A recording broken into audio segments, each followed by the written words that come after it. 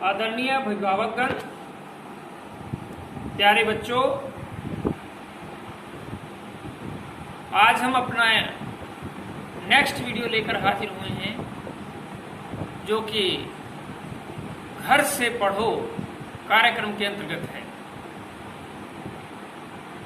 पिछले वीडियो में हमने स्पीच के बारे में थोड़ा सा बताया था, आज हम उसी को विस्तार देंगे। जो स्पीच इम्पेयरमेंट के बच्चे हैं, खासकर जिनमें तोतलापन है, उसको थोड़े बहुत अभ्यास के साथ हम कैसे उसकी करेक्शन कर सकते हैं, कैसे उसको सही उच्चारण उसका बता सकते हैं। हार्ड ऑफ हियरिंग बच्चे भी कई बार गलत कुछ उच्चारण करते हैं, तो उनको उच्चारण स्थल कैसे बताया जाए। सबसे पहले तो हमें ही पता होना चाहिए कि उच्चारण स्थल क्या है, फिर हम बच्चों को बताएंगे कि उच्चारण स्थल क्या है, तो उसमें करेक्शन की काफ़ी गुंजाइश रहती है। तो आज हम ये वीडियो लेकर प्रस्तुत हुए हैं। मेरा नाम Gurnam Singh, special educator, government senior secondary school Safidon. तो सबसे पहले बच्चे का ओरल पेरिफेरल एग्जामिनेशन होना चाहिए, यानी बच्चे के जो आर्टिकुलेटर्स हैं उनकी जांच हो। वो कैसे? जैसे दांत हैं, जैसे तालू है, देखे जाए कि आगे के जो दांत हैं सामने वाले ऊपर वाले, ये टूटे हुए तो नहीं हैं। अगर ये टूटे हुए हैं तो जो एयर का प्रेशर है वो वहाँ से लीक होगा, तो उच्चारण में थोड़ा सा दिक्कत आएगी।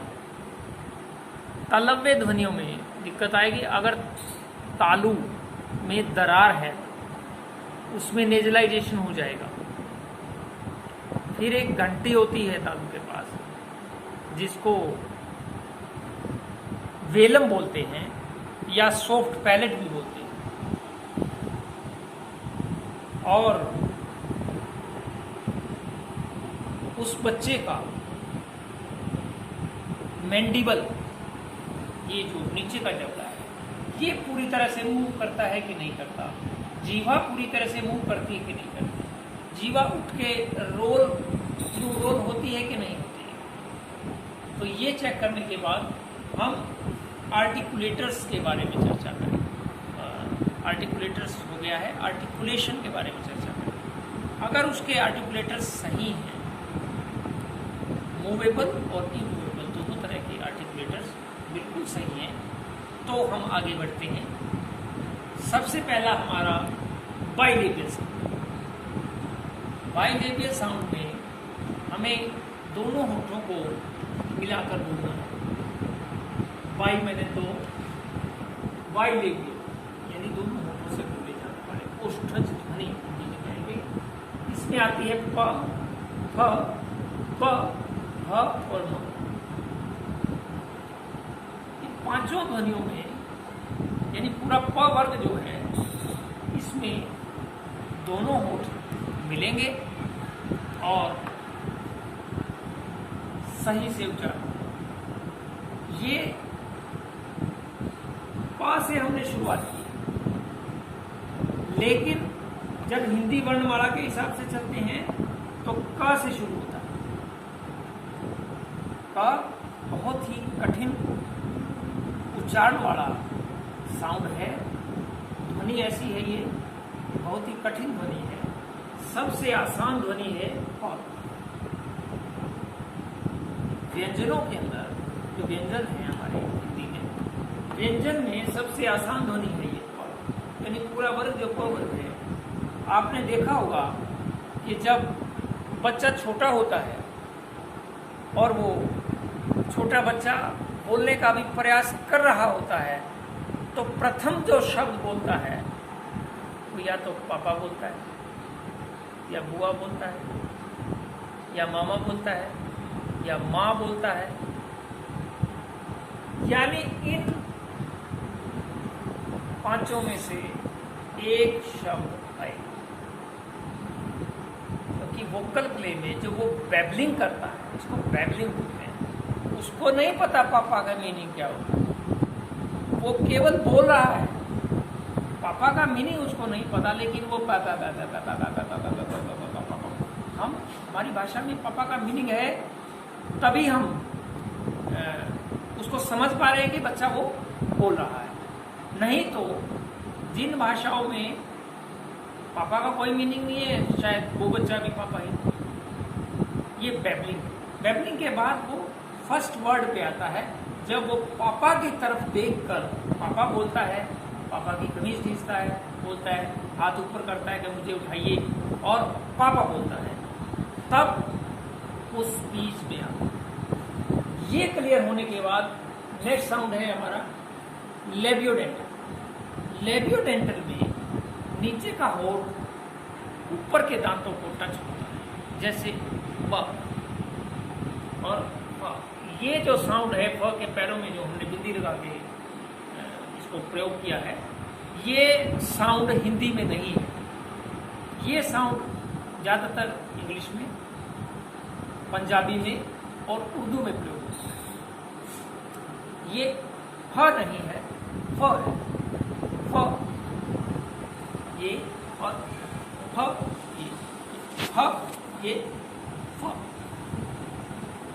नेक्स्ट है हमारा डेंटल साउंड। डेंटल यानी दंतज ध्वनि। जीवा इन ऊपर वाले दांतों को टच हो,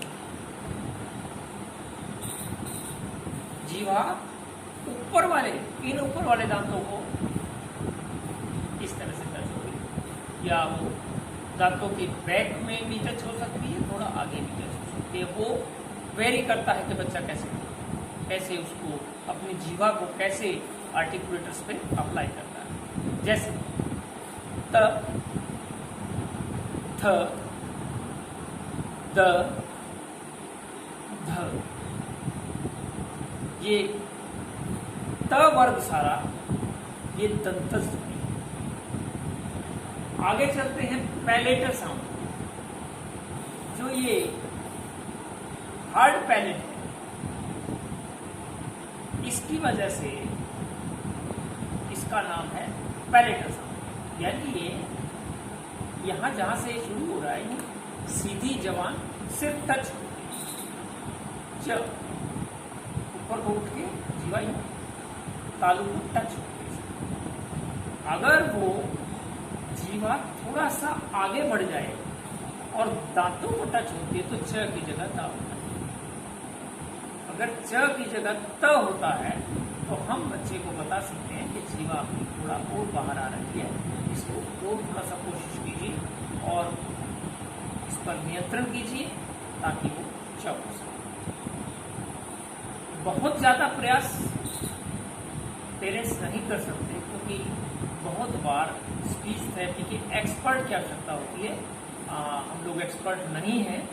हमें बच्चे में सुधार के लिए प्रयास करने हैं, राइट डायरेक्शन में प्रयास करने हैं, और अपनी तरफ से कोई इस तरह के प्रयास नहीं करने हैं कि बच्चे में कॉम्प्लेक्स आ जाए, बच्चा सही नहीं बोल रहा, हम उसको शर्मिंदा कर रहे हैं। मेरे को कितनी बार समझाया है, सही नहीं बोलता, वो देख तेरा भाई सही बोलता है। कंपेयर भी नहीं करना है, और दूसरा उसको शर्मिंदा भी नहीं करना। धीरे धीरे सिखाएंगे। उसमें दो ही चीजें हैं, एक तो अच्छा, एक बहुत अच्छा। गलत शब्द का प्रयोग नहीं करना, रॉन्ग नहीं बोलना है। ठीक है जी, बहुत बढ़िया है। बस अगर सही किया है तो बहुत बढ़िया है, नहीं तो आगे चलिए। रिट्रोफ्लेक्स साउंड। रिट्रोफ्लेक्स साउंड में जीवा तालु को ही लगती है, लेकिन इसका मैनर जो लगने का तरीका है वो थोड़ा अलग होता है। जीवा ऊपर को उठती है, थोड़ा रोल होती है, और उसको सिर्फ टच ना होकर हल्की सी थपड़ देती है। इसको हिंदी में मूर्धन्य ध्वनि बोलते हैं। मूर्धन्य ध्वनि में ट वर्ग आता है। ट, ठ, ड, ढ, ये सब रिट्रोफ्लेक्स साउंड। नेक्स्ट हमारा साउंड है वेलर साउंड, जो मैंने बताया कि स्पीच के हिसाब से काफी कठिन। काफ़ी कठिन इसलिए है कि इसमें बच्चे आमतौर पर गलतियाँ करते हैं। ये इसमें पूरा क वर्ग आता है। क वर्ग थोड़ा कठिन इसलिए है कि जीवा ने नहीं उठना, और ऐसा भी नहीं है कि बिल्कुल नहीं उठना है। जीवा का अगला हिस्सा बिल्कुल नहीं उठेगा, जीवा पीछे से हल्का सा उठेगी, और जो गले में घंटी लग रही है वेलम यानी सॉफ्ट पैलेट, उसको टच होके गले को संकीर्ण कर देगी। गले को संकीर्ण करने से जो ध्वनि उच्चारित होगी वो बेजर साउंड। देखिए मैं उच्चारण करके बताता हूँ। देखिए जीवा अपनी जगह पर है। क, ख, ग, घ। जीवा आगे से नहीं उठ रही। बच्चा क को त इसलिए बोलता है कि वो जीवा आगे से उठ के हल्का सा उठ जाती है। जैसे क, त, आगे से उठ के क का त हो जाता है, या त जैसा कुछ लगभग तय हो जाता है। तो उसको सुधारने के लिए बच्चे को उच्चारण स्थल बताया कि इसमें जीवा को नहीं उठाना। हम क्या करते हैं, बच्चा गलत बोलता है, कहते जीभ उठाओ बेटा, जीभ उठाओ, आप जीभ नहीं उठा रहे, हमें पता नहीं है, इसलिए हम जीभ उठाने के बारे में बार बार कहकर उसकी जीवा को ओवर एक्टिव कर देते हैं। जरूरत से ज्यादा वो सक्रिय हो गई है, इसलिए वो हर उच्चारण पे, हर ध्वनि पे जीवा उठने लगी है, और वो उच्चारण गलत गलत और गलत और रूढ़ हो जाता है कि ये मेरा सही है, वो मुझे। कई बार बच्चे में कॉम्प्लेक्स आ जाता है, बच्चे को कहा जाता है कि ये प्रश्न आप सुनाइए, तो बच्चा कह देता है मुझे, क्योंकि जब वो सुनाएगा उसके तोतलेपन की वजह से क्लास में उसकी जो हंसी होगी उसको देखते हुए वो बच्चा सुनाने से और उसकी पिटाई। ऐसा कई बार देखा गया है कि बच्चा कहता है कि या तो मैं लिख के दिखा दूंगा या मुझे आता नहीं। नेक्स्ट हमारा साउंड है ग्लोटल। ग्लोटल यानी गले में जो ग्लोटिक्स होती है उसकी वजह से सीधा ही ध्वनि निकलती है ह, लेकिन ऐसे तो सारे वावल भी निकलते हैं। ह और वावल्स में इतना फर्क है कि वावल्स वॉइस्ड होते हैं और ह वॉइसलेस। ये हमारे पूरा उच्चारण का जो हमने वर्गीकरण किया है, इस तरह से वर्गीकरण होता है। और इसके अलावा स्पीच में 3 चीज़ें होती हैं। जैसे सबसे पहले आ गया आर्टिकुलेशन, इसका पता होना चाहिए। दूसरी चीज है मैनर ऑफ आर्टिकुलेशन, ये प्लेस ऑफ आर्टिकुलेशन। आर्टिकुलेशन को हमने 2 हिस्सों में बांट दिया, यानी नंबर 1 पे प्लेस ऑफ आर्टिकुलेशन, दूसरे नंबर पे आ गया मैनर ऑफ आर्टिकुलेशन, और तीसरे नंबर पे आ गया वॉइसिंग। अब ये होता क्या है, ज़्यादा गहराई में जाने की आवश्यकता नहीं है, थोड़ा सा बता देता हूँ। ये जो अल्प प्राण ध्वनि है, महाप्राण ध्वनि है, इसको भी ध्यान में रखना। वॉइसिंग सघोष और अघोष को थोड़ा सा ध्यान में रखेंगे तो हम थोड़े प्रयास के साथ अपने बच्चे में सुधार करवा पाएंगे। और शुभकामनाओं के साथ मैं इतना ही कहूँगा, ये बच्चा हमारा है।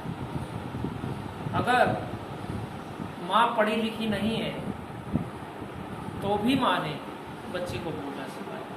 क्या वो स्पीच थेरेपिस्ट है? माँ ने उसको चलना सिखाया, उसकी मालिश की बच्चे की, क्या वो फिजियोथेरेपिस्ट है? सिर्फ एक माँ का इरादा होता है कि मैंने बच्चे को कुछ सिखाना है। प्रथम गुरु माँ है, इसलिए प्रिय अभिभावकगण, स्पीच थेरेपी बहुत बड़ा मुद्दा नहीं है। स्पीच थेरेपी को आप, कोई गोली भी नहीं है स्पीच थेरेपी, कोई इंजेक्शन भी नहीं है कि बच्चे को लगा दिया जाए और वो सही हो जाए। प्रयास आपको करने हैं, रास्ता हमने थोड़ा सा बता दिया है, चलना आपको है, इसी डायरेक्शन में चलें, अपने से कोई अलग से प्रयास ना करें, और फिर भी सुधार नहीं होता है तो फिर स्पीच थेरेपिस्ट से मिलें।